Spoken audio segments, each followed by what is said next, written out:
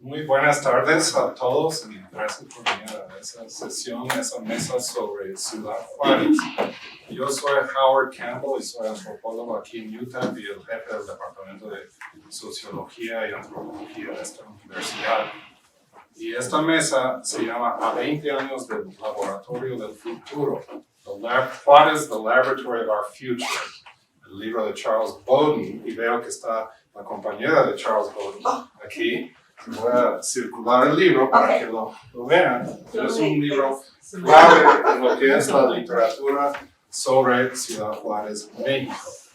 Entonces tenemos 3 destacados escritores académicos aquí, juarenses, que van a hablar del libro de Bowden y de sus propias experiencias y sus propios trabajos sobre Juárez y sobre otros asuntos como es el narcotráfico, el mal gobierno mexicano, el mal gobierno norteamericano, etc.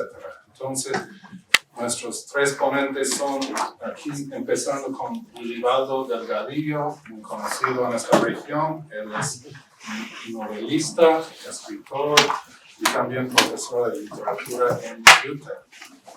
Ha publicado tanto novelas como trabajos académicos sobre literatura.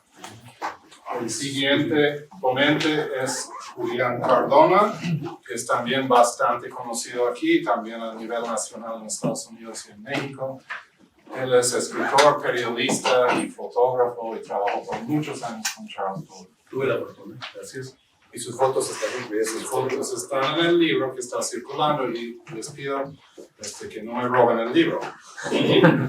Entonces, el último ponente, pero no el menos importante, Osvaldo Zavala, también de Juárez, y él es profesor en City University of New York, es profesor de Comparative Literature, y publicó recientemente un libro muy conocido que se llama Los carteles no existen, narcotráfico y cultura en México.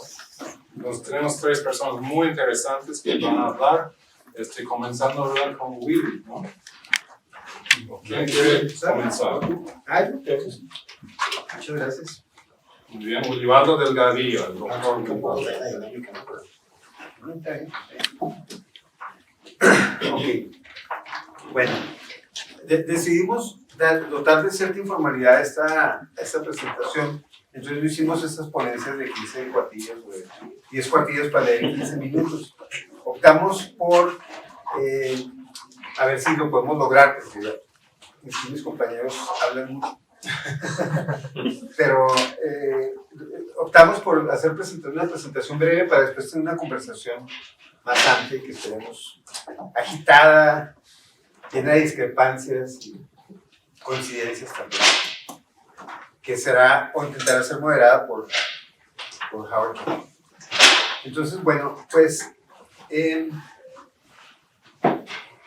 me gustaría empezar por decir que junto con Osvaldo y Julián compartí un espacio de formación y de reflexión que fue la redacción del diario Juárez en los 90s. Actualmente, ya desde entonces, la reputación de ese periódico no era así como el periódico más progresista o democrático de la frontera. Sin embargo, era un periódico bastante influyente y lleno de contradicciones. Y una de esas contradicciones es que en su redacción y en su departamento de fotografía tenía miradas críticas que intentaban de alguna manera negociar con la maquinaria periodística una visión alternativa de lo que estaba pasando en Juárez, o intentaba por lo menos informar, hacer análisis, etc. En ese contexto fue que los fotógrafos de ese periódico y de otros periódicos también, la fotografía en los 90 fue muy importante en los medios de comunicación en Juárez, no solamente en el diario, sino también en el norte. De hecho, a principios de los 90 hubo unos cambios en el diseño del periódico Norte y eso contribuyó a resaltar mucho la información gráfica. En esa competencia entre el Norte y el diario siguió esos pasos y hubo una competencia muy fructífera en la que incluso se robaban fotógrafos un periódico a otro, etc. En ese contexto fue que se empezó a crear un archivo visual muy interesante y políticamente motivado. Los fotoreporteros tenían no solamente una visión de la ciudad y de lo que estaba pasando, sino que esa visión era una visión crítica, crítica del modelo económico, crítica de los medios de comunicación también. Y entonces empezaron a reunirse, a conversar de diferentes maneras y a crear un archivo visual que contenía una perspectiva política, crítica sobre la ciudad. Por aquella época, bueno, en el país había surgido el movimiento zapatista, más bien, se aprobó el Tratado de Libre Comercio, surgió el movimiento zapatista, había un montón de discusiones sobre las consecuencias que podía tener este tratado, ¿no? En términos ecológicos, laborales, sociales, culturales, etc. Entonces había un ambiente muy fértil y también había movimientos sociales. Empezaron a surgir los primeros casos de feminicidio y también la economía empezó a hacer estragos en el campo. Entonces, cotidianamente había manifestaciones, plantones, etc. Y los periodistas, y en particular los fotoreporteros, empezaron a captar todo esto y tratar de articularlo en términos de una mirada política sobre la ciudad. Y también, desde los 80s, había empezado a haber un peregrinaje de reporteros de periódicos norteamericanos sobre todo, pero también europeos. Y frecuentemente estos periodistas compraban fotos para ilustrar sus artículos. En algunas ocasiones venían junto con fotógrafo, ¿no? O en algunas ocasiones venían fotógrafos solamente. En ese contexto fue que llegó Charles Bowden a Ciudad Juárez. Charles Bowden tuvo la brillante idea de convertir, no solamente de utilizar las fotografías, sino de hacer una lectura de esta visión que los fotógrafos intentaban proyectar hacia afuera, más allá de los límites del periodismo diario, del diarismo, que los constreñía y ellos no estaban conformes en cómo se representaba, cómo circulaban sus fotos muchas veces en los periódicos locales. Entonces, Bowden tuvo esta intuición y esta habilidad para reconocer que una de las historias que debe ser contada era justamente la de esos fotógrafos. Entonces,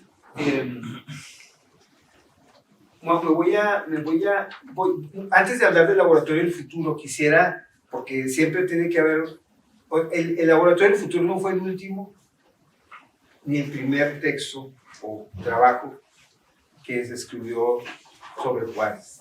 Después de eso ha habido muchas expresiones de este tipo de reporteo, pero antes hubo también antecedentes, pero quiero hablar de uno que es muy importante, que es otro trabajo que antecede a nuestro Laboratorio del Futuro, que es el artículo publicado en Harper's Magazine a finales de 1996, que se llamaba While You Were Sleeping, mientras usted dormía, que es una alusión a un noticiario de nota roja del Canal 5 local, que cada mañana despertaba a sus televidentes con un recuento de los acontecimientos de nota roja que han sucedido durante la noche.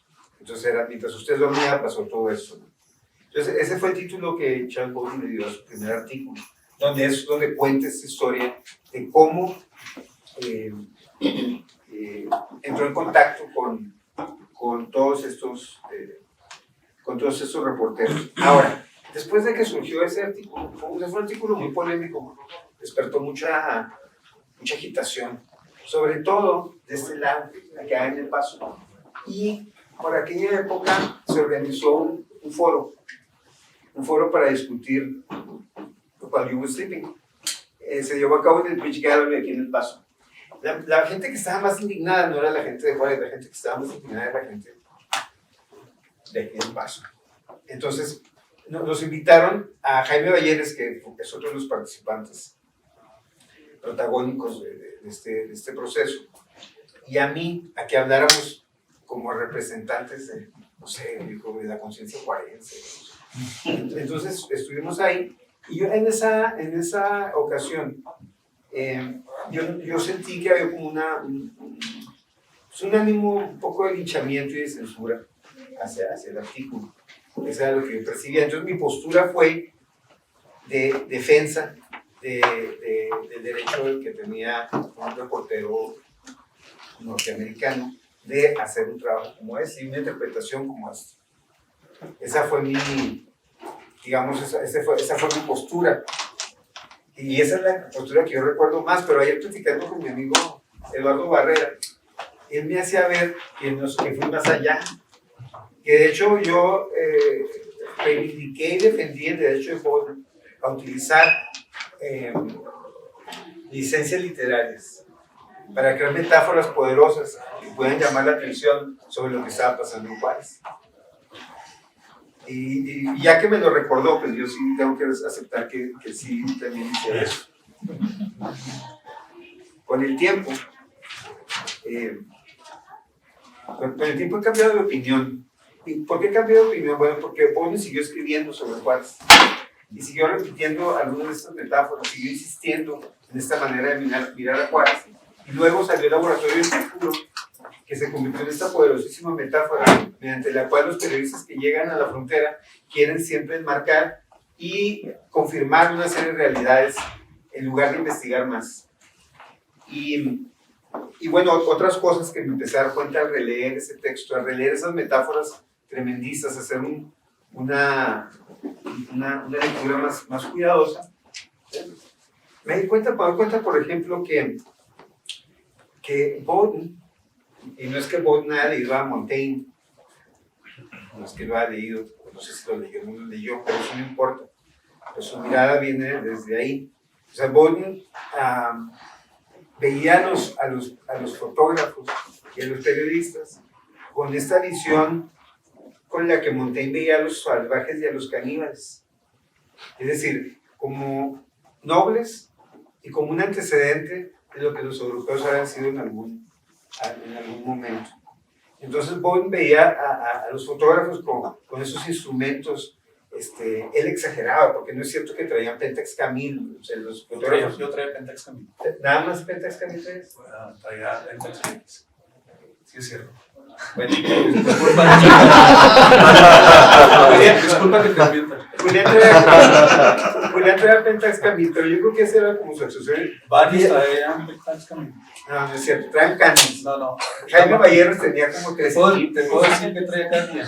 A ver. Bueno, ahorita que Manuel Sáenz traía una. ¿Qué te parece? Me hizo Bueno, rápidamente, Manuel Sáenz traía una Nikon F3. Ok. Jaime Valleres traía una Nikon FM2. ¿Pero qué importa eso? Me importa mucho porque es un poco el estatus simbólico que se hace el personaje por medio de la Sí, bueno, muy bien, gracias.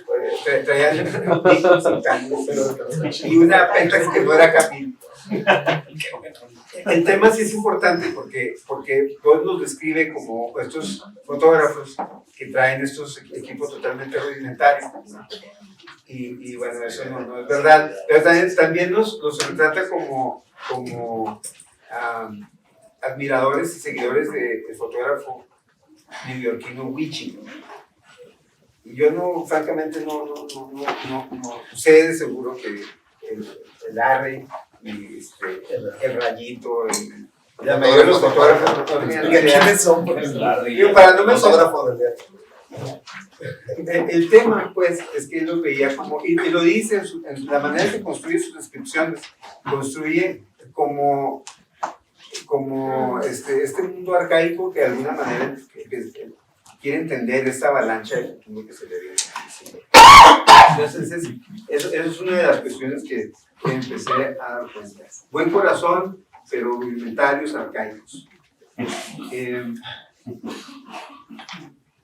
Bueno, ahora, Bowden, para armar su propia narrativa, tuvo que desarmar la narrativa en construcción de los fotógrafos, reducirla y convertirla a letra chiquita.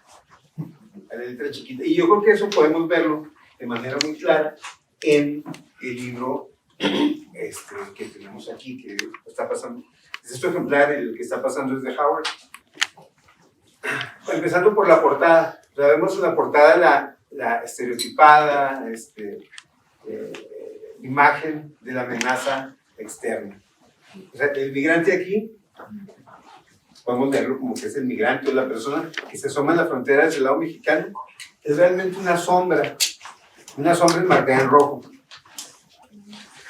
Y lo único que tiene iluminado son las manos, las uñas, como si lo que quisiera enfatizarse fuese como que fue una garra que se está aferrando al alambrón fronterizo. Y bueno, los interiores, pues son interiores, hay fotografías pues muy interesantes, es un documento bastante interesante, pero a lo que me refiero con letra chiquita es que los fotoreporteros, o la visión de los fotoreporteros, aparece como literalmente nota de pie, mientras que lo que es protagónico es la narrativa de Charles Bowlby. Una narrativa además aderezada por una serie de artefactos paratextuales, como podrían ser los textos escritos por Noam Chomsky o Eduardo Galeano, no exprofesos para el libro, sino que fueron entresacadas de otros textos escritos previamente, o las citas de Bob Dylan o de Elena Poniatowska, etcétera, etcétera, en una maniobra que yo estoy hablando de la maniobra editorial.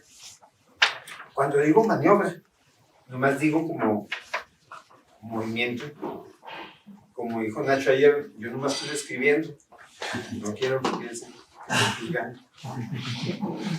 No digo maniobra así como en un rollo de teoría de la conspiración ni nada de eso, digamos este movimiento, ¿no? Había aquí pues, una necesidad de empaquetar estas fotografías de una manera que fueran accesibles, en inglés se dice palatable, a la conciencia norteamericana. Al mismo tiempo se pretendía agitar, se mueve más rápido.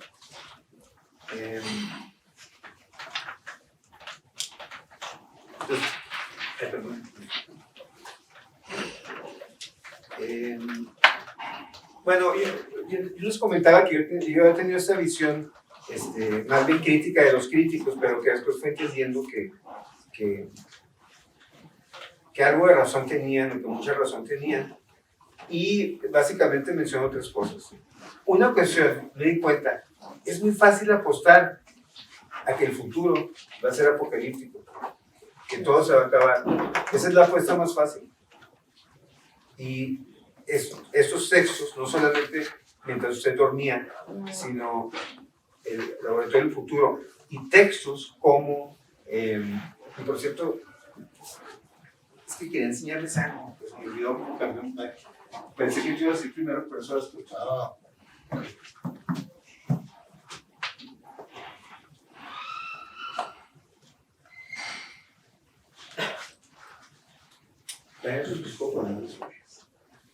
Lo que quería poner es no importa. Ahorita vemos eso. No, ya dije para poquito, bueno. Okay. Sí. Bueno, es que Bowlby después escribió cosas como un artículo bien interesante que se llamaba, ayúdame a recordar aquí, para no ser impreciso, el de la niña fresa. No recuerdo. I wanna dance with the Strawberry Girl. Ahí se llama. Entonces es como un retrato costumbrista de la vida social de las trabajadoras de maquiladora, de los jóvenes trabajadores de maquiladora, y contrasta dos personajes. Uno es la hermana de una joven asesinada y la otra de una joven que trabaja en la maquiladora y que está en la escuela de Derecho y quiere ser abogada. Entonces, Bowlby le pregunta a un amigo que va con él, que desde entonces está tratando de averiguar quién es, porque no lo menciona, y le dice, ¿tú qué crees? Que va a lograr su cometido. Y entonces el otro le dice, no me acuerdo exactamente, pues, claro que no, en unos meses ella va a dejar la escuela y el sistema se la va a comer. Esta mujer es descrita como una mujer que tiene una vida social aspiracional, que va a lugares fresas, que se siente fresa, pero que en realidad es una pobre proletaria que trabaja en la máquina. Así es descrita, pues, o sea, no se dice pobre, pero lo que tenemos ahí es eso. Entonces es muy fácil apostar al futuro. La otra cuestión es que el efecto, y no digo con eso que Boeing tiene la culpa o no, o que es negativo o no, con eso estoy tratando de restar mérito, simplemente lo que pasó es que se fueron reduciendo los marcos y los enfoques de cobertura. Los enfoques de cobertura y los marcos de representación sobre la frontera. Se fueron reduciendo y empezó un proceso de precarización simbólica. Un proceso de precarización simbólica que redujo a los fronterizos a, yo digo, musulmanes fronterizos. No sé si ustedes, sé que ustedes están familiarizados con la idea del musulmán, teorizada por Agamben y por Primo Levi, ¿no? Esas figuras que no son musulmanes, son judíos, están en cautiverio, pero que han sido reducidos a bolsas de huesos y que no tienen ninguna capacidad de reacción. Entonces, lo que pasó en Juárez, con todas estas coberturas, es que lo que se venía a buscar aquí era precisamente ese sujeto fronterizo, sin capacidad de respuesta, se soslayaba la reacción social, la organización, etc. Y eso allanaba el camino para crear un esquema de intervención en donde El Salvador siempre venía de fuera, o el rescatista, y el rescatado estaba adentro, inerme, solamente esperando a que alguien lo rescatara, y además participando en una conspiración de silencio, ¿no? Entonces, algunas de esas figuras, y ahí sí Boeing literalmente colaboró creando una serie bueno, Boeing y sus digo, estoy hablando de Boeing, estoy hablando de un autor en el sentido comunitario, o sea, no de una persona, ¿no? O sea, el discurso de Boeing, que fue el que dominó en los siguientes años, generó paisajes de devastación, vidas borradas, en medio de un mundo brumoso. Ahora, ya hay lo que les quería mostrar, son dos breves videos, donde, y ojo, yo no estoy diciendo aquí que el Laboratorio del Futuro tenía en su agenda así, crear esto. Lo que estoy diciendo es que si vamos a hablar a 20 años del Laboratorio del Futuro, tendríamos que pensar cuáles son estos. Se habla muchas veces del niño y del agua sucia, ¿no? Entonces, con respecto a todo esto, hay que empezar a pensar en tirar el agua sucia. Y a lo mejor nos damos cuenta de que el agua sucia, creímos que el agua sucia era el bebé. No sé. Entonces, en este espíritu de tratar de identificar y diferenciar el agua sucia del bebé, les quiero mostrar dos videos. Ojalá y tengan sonido porque son muy chicos. Son muy breves. Solamente uno dura 2 minutos y el otro dura 1 minuto. Apagamos las luces. No necesariamente. Pues sí, sería mejor. Sí, bueno, si Julián lo pide, apaguemos las luces. Se trata de una pasarela. En 2010 hay unas diseñadoras que tienen como nombre, se llama Rodarte, ese apellidaba su mamá, de origen mexicano. Ellas buscaron explorar sus orígenes mexicanos, hicieron un viaje por la frontera y decidieron hacer una propuesta para el otoño 2010 sobre la frontera. Y en asociación con la compañía de cosméticos MAC, que a lo mejor algunos de ustedes conocen. Y entonces a los productos les pusieron nombres como Paso del Norte, Factories, Sleepwalker. Sleepwalker. Sonámbulos, porque en pasada vos decía que son unos sonámbulos. Eso es lo que escribió. Pero bueno, miren cómo este video a mí me parece que es como un caso de orientalismo 101 en relación de la frontera. Y aquí, por cierto, parece que, Nacho, quisiera que me dijeras si uno de los personajes que aparece ahí es el hijo de Paul Theroux. Porque no sé, pero me llamó la atención a que lo ve todas. Miren, ahí va. Como digo, no más estoy diciendo, estoy juzgando.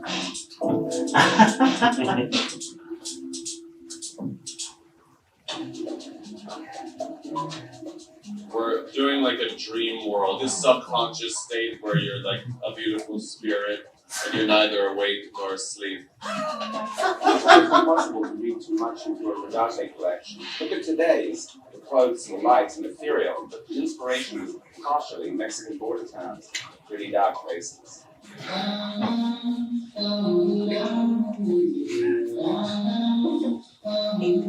The idea of this transient landscape, immediately we made an analogy to the idea of sleepwalking, almost a dream between states, because they kind of exist between both worlds. What was interesting for me was how to translate something that's very light and ephemeral, but the inspiration was almost darker. Badlands, Texas, ghostly. There's been so many stories in what I've just seen. Something very sort of cozy about these clothes. Pretty disturbing as well. Bad things happen to women in the border towns that you were at. So if these women are the ghosts of the women that bad things happen to.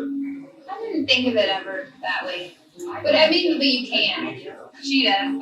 It's interesting to do things that express things that, you know, aren't the things that people necessarily want to talk about. But for me personally, I think what's interesting about that culture is exactly what you're saying. I think this show is quite a bit of a departure for them. I think more romantic, softer, more beautiful. I think easier really. It's so emotional, the music and the clothing, and us like tearing up. It was a little bit a surprise for me. I didn't get the energy as usual. This time it was too sweet. I like more tears. Kim Gordon says it was radioactive romanticism. The Great Gatsby buried under a nuclear meltdown facility. We didn't like Paradise, you like Inferno. Disco Inferno, she like. It's about creating things that just take people to a different place. And I think to do that, you kind of work in certain constraints and then you push things forward and try to make it different. Justin Theroux no es hijo de Paul Theroux, es sobrino. Sobrino, ok, gracias.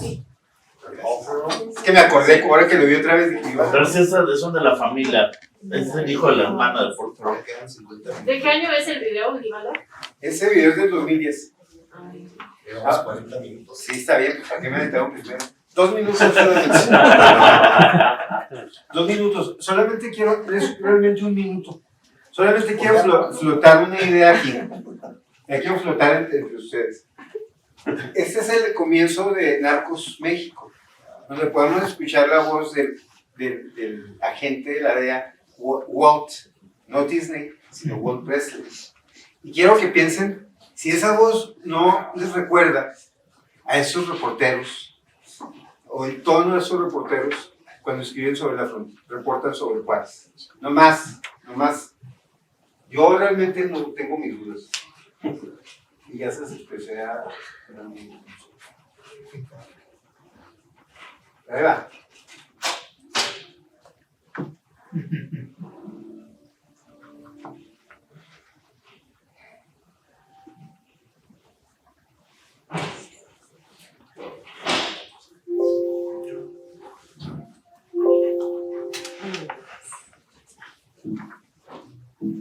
I'm going to tell you a story, but I'll be honest, it doesn't have a happy ending. In fact, it doesn't have an ending at all. It's about how a bunch of institutions, some you're supposed to trust, got together and started a war. Not the kind of war you're thinking of. The kind with tanks and planes and parades and shit. I'm talking about a drug war.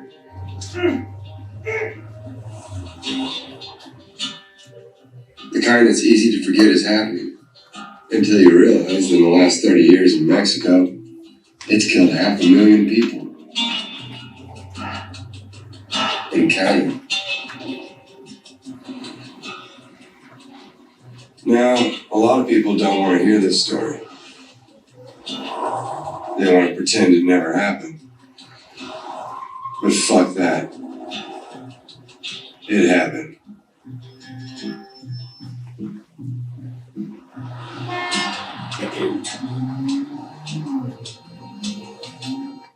Bueno, eso es todo. Bueno, gracias Willy, y por cuestiones de tiempo vamos a seguir con las ponencias, ahora con el doctor Zavala. ¿Me pones lo...? Sí, bueno, bueno, un gusto estar aquí, gracias a los organizadores del Congreso, a Wilbaldo, que es también uno de los organizadores, a Bernie, a Jauregui, que anda por ahí, que no lo veo, que estaba aquí en ese momento, a la gente de la universidad, gracias por acompañarnos ahora, y por supuesto muchas gracias a mi amigo Julián Cardona, que aceptó de una manera muy generosa acompañarnos y compartir algunas de las ideas que surgen de esta discusión y hablarnos también de su experiencia, como lo harán en un momento. Es que poner esta primera foto. Yo haré un recorrido muy breve, comentando dos fotografías que están en el libro, ¿cuál es esa? De nuestro futuro, y hacer un comentario como inicial para conversar con Julián sobre la relevancia que, a mi juicio, tiene el libro. Esta es una de las imágenes que aparece en el libro es del 98. ¿Página? La página central de... Se me la puse, esa de la media. Ok. Tú la conoces mejor que yo. La tomaste. Bueno, por aquí está. Sí, yo no. Y viene a mi mente cuando pienso en la importancia del libro, un conjunto de medias tendidas bajo el sol, lacerante, en la colonia Puerto Anapra, según captura Julián en la nota al pie. Anapra es uno de los barrios más pobres que, por cierto, se puede ver con muchísima claridad desde la biblioteca aquí de Utah. Y esta foto Julián tomó en esos años, en los 90, mientras preludiaba el trabajo, mucho del trabajo que vino a hacer después, y que acompañaba también fue parte también de un proyecto que él y otros fotógrafos llamaron Nada que Ver, que también era una exposición en el 95. ¿no? Febrero 25, 1995. Sí, antes de que Chuck llegara a Juárez. Antes de que Chuck Bowden llegara a Juárez, exacto. Entonces, yo en el 96 empecé a trabajar en el diario, conocí a Julián ahí, y como tantos periodistas, para mí esta fotografía fue como una introducción, una muy breve, pero también muy poderosa crítica a las dinámicas de vida en el México neoliberal que yo solo comprendí gradualmente después y gracias a este trabajo. En primera instancia, por supuesto, la foto remite a la precariedad de la vida fronteriza, un poco lo que señalaba Wilbaldo, ¿no? La vida precaria, el tendedero, la terracería miserable en el norte, etc. Pero la nota al pie que acompaña y que revisándola ahora despertaba mucho de esa lectura que después termina haciendo, explica cómo una mujer remienda estas medias usadas, las tiñe y las revende en el barrio, ¿no? Reinsertándolas en la economía informal de los márgenes, las formas ingeniosas residuales del capitalismo tardío que empezaban ya a cristalizar en esos años. Luego los dos perros, por supuesto, que se observan en el patio, como disputándose ellos mismos esa misma migaja. En otras ocasiones yo he comentado el extraordinario trabajo del fotoperiodista Julián Cardona como la articulación de una ruptura significativa con las representaciones de vida fronteriza en el campo de los estudios visuales en México. Mientras que la fotografía periodística más convencional, parte de la cual sin duda está también en el libro, reproduce los efectos ulteriores de la transformación neoliberal del país, los homicidios vinculados al narcotráfico, el feminicidio que comenzaba ya a figurar como un problema no solo local, sino nacional y global, el delito común, por supuesto. Cardona significa los procesos sociopolíticos que los enmarcan, como si prefiriera asomarse a los bordes antes que al centro. La mirada de Cardona sugiere una fuga a los regímenes escópicos que intentan a priori conducir nuestra atención. No es un contrarrelato de agencia indómita lo que surge, no es una forma de resistencia, como bien argumentaba ayer mi amigo Nacho Sánchez Prado, sino la visualización de la ideología en el momento mismo en que se articula. Cardona pareciera cumplir la vieja enseñanza de la escuela de Frankfurt, como pensaba Adorno, no el momento, nos indica el momento justo en que se reifica la construcción ideológica, el instante en que se materializa para nuestro horror en las calles, en las casas, en los propios cuerpos, de los que antes fueron sujetos y que ahora quedan vulnerados como objetos absolutos del neoliberalismo. Las fotografías de Cardona se inscriben así en un polo oscilante entre dos conceptos críticos clave. Primero, me parece, las fotografías advierten de modo intuitivo, tal vez, el pueblo figurante que Didi Uberman localizó en el cine, los sujetos borrados de la percepción colectiva que de pronto irrumpen en el presente expurgado de contradicción.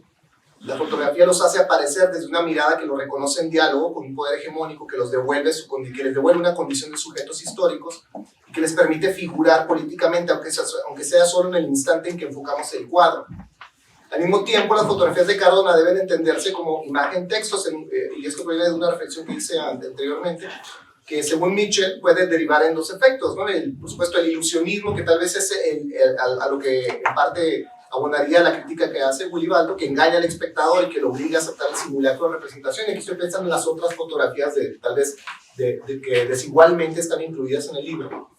Y por otro lado, el realismo, que según Mitchell se asocia con la capacidad de las fotografías para mostrar una cierta verdad de las cosas, sin imponer un determinado sentido, un archivo a priori al espectador, y más bien renunciando a toda posición de persuasión ideológica. En una comparación significativa, las fotografías de Cardona operan un proceso político disruptivo y opuesto a la manera en que se significa ahora el trabajo conceptual de Teresa Margolles. Mientras que el artista conceptual refrenda los espacios y los cuerpos fronterizos como una mirada que los cosifica al interior del relato hegemónico de la violencia, la famosa pared baleada que se hizo trasladar al museo, una lengua cercenada, la cobija ensangrentada, la sangre que trapean, etc., forman parte siempre del mismo relato producido y reproducible hasta el vértigo. En cambio, la obra de Cardona nos muestra las costuras de ese relato, el armatoste exterior que lo sustenta el sentido real de su violencia. Es cierto, como bien mostró Willy, que algunas de las fotografías y el texto que las comenta, el texto de Bowden, aquí yo tal vez quisiera empezar un poco esa discusión señalando que para mí el libro El Laboratorio de Nuestro Futuro es un libro de fotografía con un texto que las comenta, ¿no? Es decir, siempre pensé ese proyecto más bien alrededor de las fotografías y no tanto alrededor del texto de Bowden, pero que sin duda fue organizado por Bowden en la cuestión del libro, pero el proyecto precede, ¿no? a mucho de lo que terminó en el libro, por supuesto. Y bueno, es cierto que algunas de estas fotografías repiten ese proceso complaciente con el discurso más hegemónico en torno a la frontera y los fronterizos que cristalizó en la década de los 90, mientras se configuraba la política securitaria antimigrante del gobierno de Clinton, que fue el que, por supuesto, inaugura toda este sentimiento.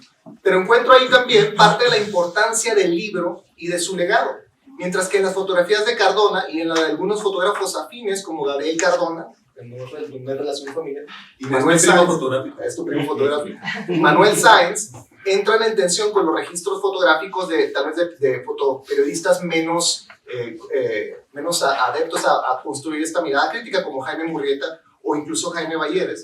Se establece un duelo de miradas entre las que se capturan los cuerpos ultrajados por un lado y las relaciones de poder que producen ese ultraje en sí. O sea, yo creo que ahí el libro debe entenderse como un desdoblamiento de ese mismo debate en el campo visual. Esa doble genealogía dejó entre nosotros por lo menos dos igualmente vías intelectuales. Primero, la que mitificó el fenómeno de la violencia, y aquí estoy completamente de acuerdo, en la frontera a partir de dos significantes centrales: el narco por un lado, por supuesto, y el feminicidio en el otro, en libros como Huesos en el Desierto, de Sergio González Rodríguez, que tanta miseria y ruina nos trajo, y las novelas de Alejandro Páez, por decir algo, o Elmer Mendoza, películas como Sicario de Denis Villeneuve, que comentábamos hace un momento, y series, por supuesto, como Narcos de Netflix. En una suerte de paralaje, sin embargo, el libro inauguró simultáneamente una mirada que intenta desarticular esos mismos paradigmas, y que yo encuentro, como he estudiado en otras intervenciones en el periodismo de Ignacio Alvarado y Don Paley, que está acá, por cierto, tengo la suerte que nos acompañe, en el cine documental de Alberto Arnaut, el que hizo, por supuesto, ese conocido documental de Hasta los dientes, en la literatura de César López Cuadras o de Daniel Sara, y por supuesto la misma producción colaborativa de Cardona y Charles Bowden en libros como Exodus, y acaso tal vez de un modo puede ser más problemático en Dreamland. Desde la publicación, pues, de ¿Cuál es el laboratorio de nuestro futuro? En el 98, hemos oscilado entre ambas formas de comprensión de la frontera y sus fenómenos, entre la pesadilla y la pregunta sobre los orígenes de la pesadilla misma. Entonces quisiera, para terminar, comentar una segunda fotografía, si la avanzas ahí, muy brevemente, es esta imagen. El pie de foto explica que se trata de un fotógrafo forense, como la nota Julián, que documenta el cadáver de un joven acuchillado más de 30 veces en la colonia 16 de septiembre, en una parte de la colonia donde hay un borde territorial de pandillas. La violencia de pandillas, anota Cardona, dejaba en esos momentos un saldo de hasta 40% de los homicidios de Juárez en ese momento. No es entonces un simple comentario metafotográfico, inscribe el momento en el que se estructura una mirada que comienza a acostumbrarse a la corporalidad de la violencia fronteriza. Una ciudad que ya ha aprendido a normalizar la distancia entre la mirada y la muerte, enmarcar la muerte en un cuadro estrecho, un cuerpo escindido de su contexto inmediato. Entonces, desde enfocar el cadáver, abre la lente y nos muestra el proceso mismo, ¿no? La fotografía de Cardona desautoriza esa normalidad y la regresa a su lugar de enunciación, el desconcierto comunitario, el dolor colectivo, el estupor de una ciudad que debe comenzar a administrar simbólicamente el asesinato. La fotografía es aquí el registro de esta forma de administración, de la destrucción de la comunidad, del cadáver como otra forma más de biopolítica. Esta mirada, comprendimos después, estaría en el futuro de un modo más consistentemente, y ahora que lo recordamos, desde este presente violento como el producto de una suerte de crónica consumada, recuerdo también su momento de inscripción, una redacción de un periódico que nos unió a todos nosotros en esta mesa, unos cuantos fotógrafos que habían conseguido una mirada desconstructiva, su mirada ya melancólica por todo lo que ellos han comprendido que habrá de perderse y todo lo que sabían que estaba por comenzar. Eso es mi intervención. Gracias a Willy también. Esa es la Camil. Sí, de hecho, es la pendeja. Bueno, no entremos en debates insulsos. ¿Dónde empezaste? Entonces seguimos con Julián. Ok, gracias a ambos por sus comentarios.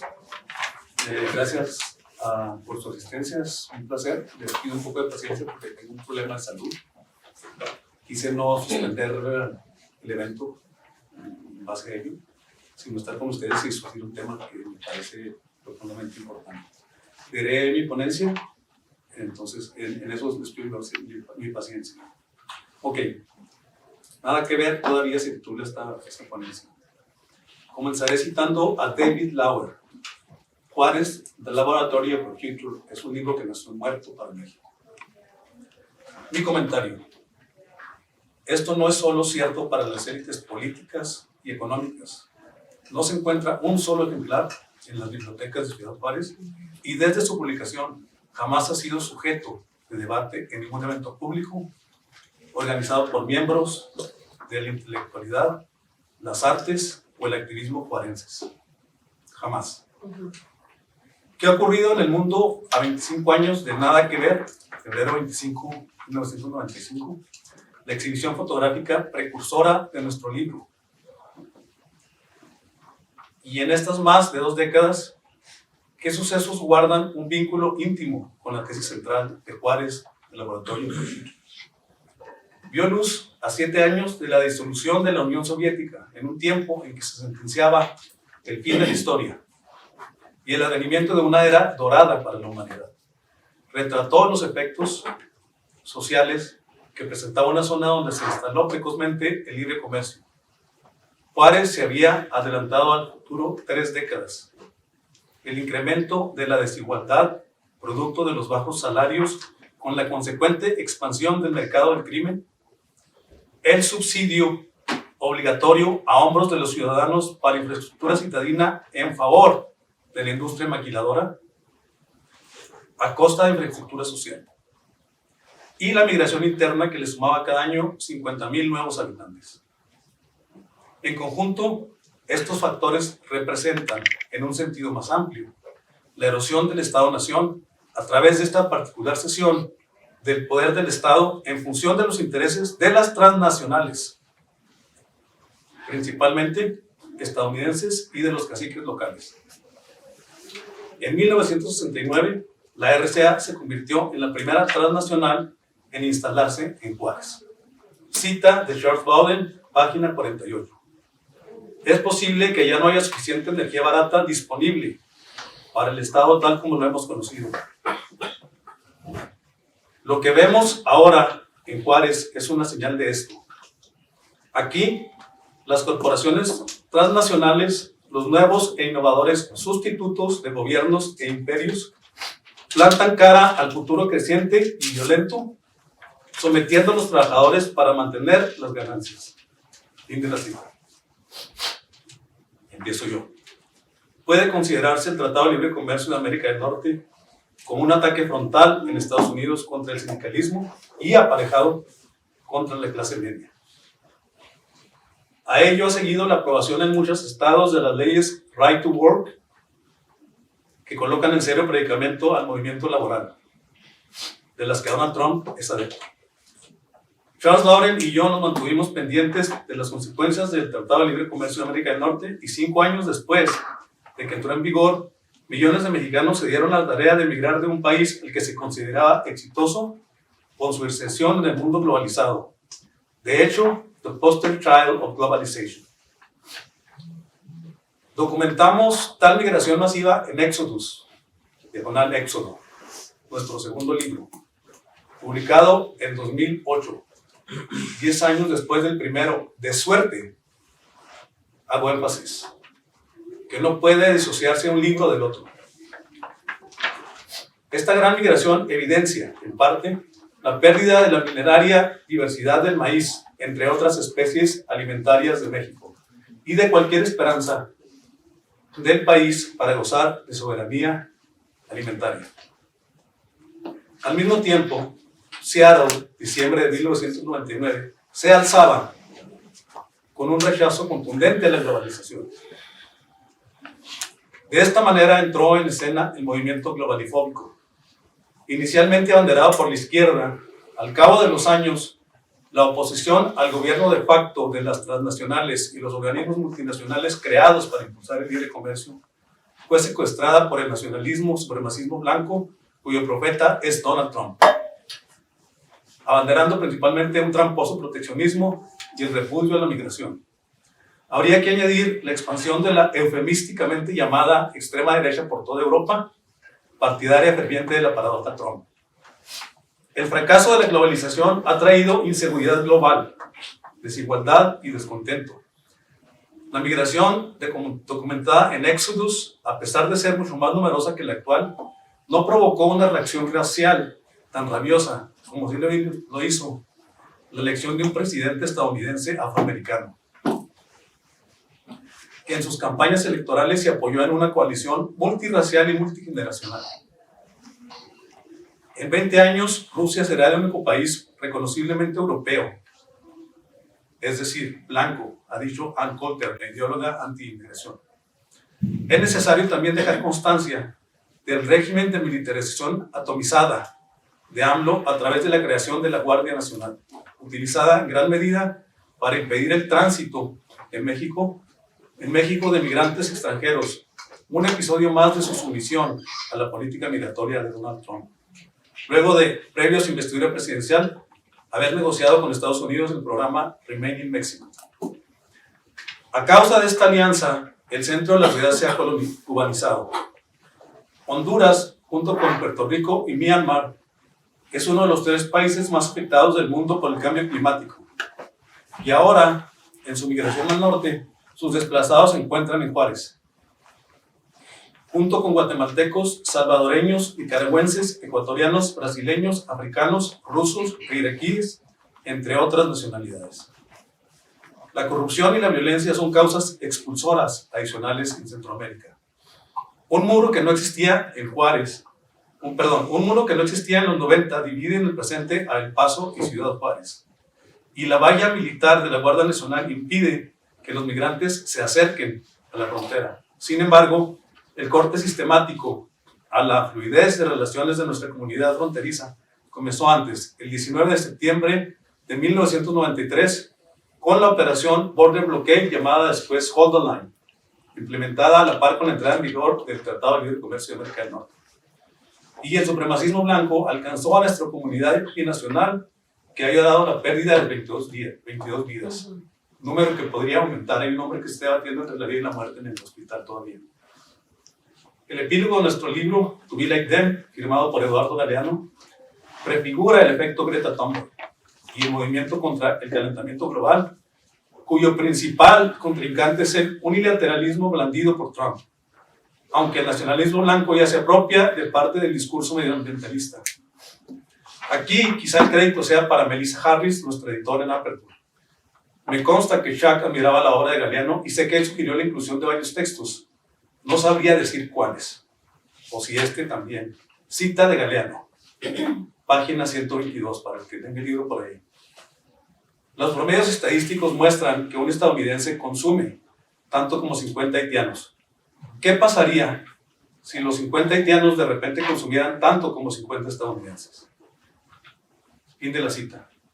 Y vemos ahora cómo la hegemonía estadounidense enfrenta a causa del divisionismo que la presidencia de Trump ha provocado en su país y en el mundo un reto existencial y su democracia se encuentra en entredicho. El futuro de Oriente Próximo ya no se decide en Ginebra o en Nueva York, se decide en Sochi o en Astana, capital de Kazajstán, entre paréntesis, pues no es parte de la cita. Dijo Heiko Maas, ministro alemán de Relaciones Exteriores, en la reciente Conferencia de Seguridad de Múnich. Menciono enseguida la militarización que acabó por convertir a Juárez en 2008, 2009, 2010, extraoficialmente en 2011, en la ciudad más violenta del mundo. En esta etapa, la ciudad sufrió un toque de queda no declarado, fue el epicentro de la erróneamente llamada guerra contra las drogas de Felipe Calderón y por tanto de la violencia en México. En realidad una guerra contra los ciudadanos. Abordo este tema en mi próximo libro, cuyo título tentativo es Abecedario de Juárez, en colaboración con la artista Alice Briggs. Juárez, The Laboratory of the Future, es un documento valioso para entender gran parte de esa violencia. De no haber sido publicado, habría parecido espontánea. De la limpieza social y el saqueo de la ciudad es responsable directo Calderón, y ello queda claro en nuestro tercer libro, Murder City, que documenta parte de los años más violentos y el papel de las fuerzas federales, el ejército y la policía federal en la generación de tal violencia. Como escribió Shark, no es una guerra contra las drogas, es una guerra por las drogas. Delitos que antes no se cometían en Juárez o eran marginales, como la quema de negocios, de casas, la extorsión, el secuestro, la desaparición forzada o las ejecuciones extrajudiciales, se volvieron rutinarias y provocaron un nuevo éxodo fronterizo. 230,000 habitantes sufrieron desplazamiento forzado a causa de la militarización y la recesión en Estados Unidos. Radican en El Paso muchos juarenses o habitantes del Valle que lo perdieron todo y viven en el exilio. 118,000 casas, el 25% de la ciudad, se encontraban abandonadas. 10,000 negocios de todos los giros cerraron operaciones y se perdieron 300,000 empleos. Calderón es el pionero que expandió las fronteras del crimen en México con la aquiescencia tácita de los Estados Unidos. Sin embargo, la maquinaria propagandística del Estado culpa al Chapo. Un par de estudios realizados por académicos, el último publicado en enero del año en curso, no avalan el discurso de la guerra entre cárteles. La gran mayoría de los asesinados en 2008 a 2011 son juarenses por nacimiento o residían en la ciudad desde la infancia. No existe un número siquiera mencionable de sinaloenses. El grueso de los homicidios en Juárez los sufren personas pobres y se cometen en zonas de exclusión social. En otras palabras, a pesar de la alternancia política ocurrida en estos años, la realidad social que se retrata en Juárez, del Laboratory for Future, persiste. La clase política mexicana apostó por exportar mano de obra barata a través de la industria maquinadora y de la migración, y omitió invertir en desarrollo humano e investigación científica y tecnológica. En consecuencia, durante la actual Guerra Fría tecnológica entre China y Estados Unidos, a México solo le queda el papel de espectador. Gracias por su atención.